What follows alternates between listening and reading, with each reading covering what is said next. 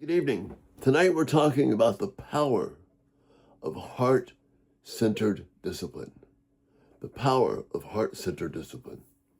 And welcome back to Everyday Talk 24/7. It's Monday, October 27th. Great to have you here. Got some good responses from you about the 3 points that I raised the other night, about 3 ways that we can discourage our children and lead them into sin. And I'm going to talk about each of those 3 ways. We're going to start with the first one tonight about are we able to communicate to our children a sense of worth and value? Or is their value tied up in what their performance? How well they make us feel, how well we can show them off to other people, rather than really dealing with the heart, dealing with the child, dealing with the worth that God has placed there, and not reading our own desires or somebody else's standards, but valuing them as a person. And one way to get that, to do that, is engage in discipline that is heart-focused, heart-centered. That's what Deuteronomy 6 is talking about. What God has impressed and laid on the hearts of the parents, of people who will be instructing the little ones, that is what's to be communicated 24/7 to children. A heart to heart. So what does this look like? Well, look at Proverbs chapter 3. We'll read verses 11 and 12. My son, do not despise the Lord's discipline, and do not resent his rebuke, because the Lord disciplines, and this is verse 12, get this carefully, because the Lord disciplines those he loves, as a father the son he delights in. So discipline, biblically, is coming out of a heart of love. And then that heart of love needs to be communicated to the one being disciplined. This is why using pleasant words is so crucial. This is why anger is never appropriate in discipline, human anger. We may have to speak strongly and sternly at times, but it can never be out of human anger, and it can never be said in such a way so that the recipient, especially if it's a child, doesn't understand that he's loved. And the way we do that, what is God saying here in verse 12? Because the Lord disciplines those he loves, as a father, the son he delights in. In other words, does our discipline leave children with a sense that we delight in them, or do we scorn them? Or do we feel like we make them feel like they're not quite good enough? If you're just a little bit better. Or the dangers of saying things like, well, it just hurts mommy or daddy so badly when you disappoint us in this way. Parents, you have no way in the world can you go there. That's not what God is calling us to. We are taking our children and bringing them to God. And discipline is a way to do that. Discipline is necessary. That's what it said here. It's also repeated over in Hebrews chapter 12, verses 5 through 11. Powerful passage in Hebrews.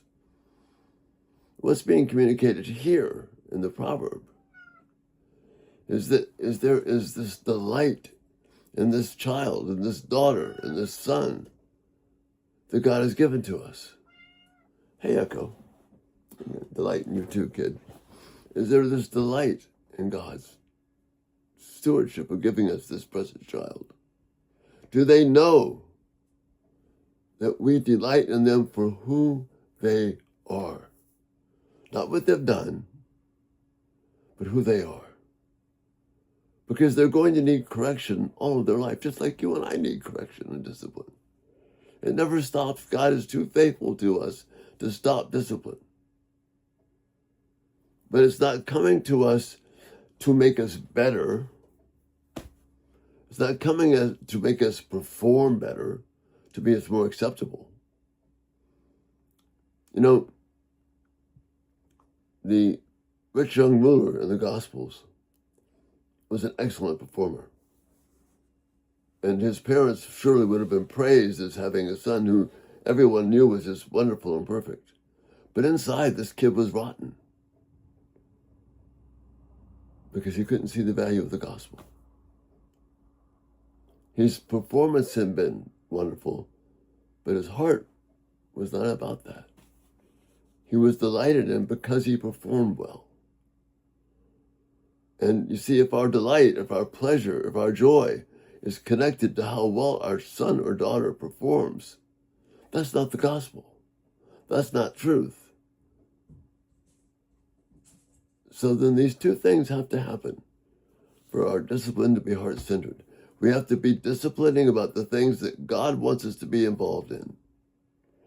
Not our own preferences, not our own desires, not the house rules, but the things that actually matter before God.